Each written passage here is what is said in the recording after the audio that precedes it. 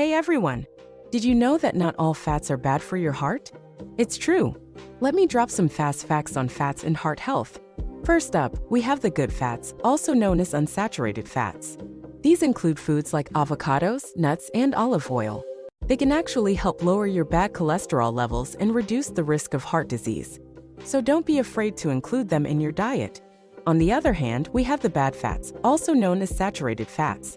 These are found in foods like butter, fatty meats, and full-fat dairy products. Consuming too much of these can raise your bad cholesterol levels and increase the risk of heart disease. So it's best to limit your intake of these bad boys. Now let's talk about trans fats. These are the worst kind of fats for your heart.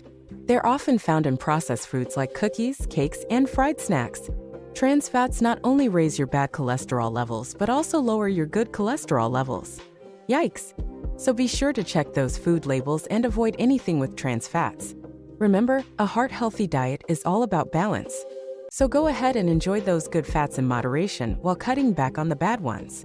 Your heart will thank you. And that's it for today's Fast Facts on Fats and Heart Health. Stay informed, stay healthy, and take care of your heart. Catch you next time.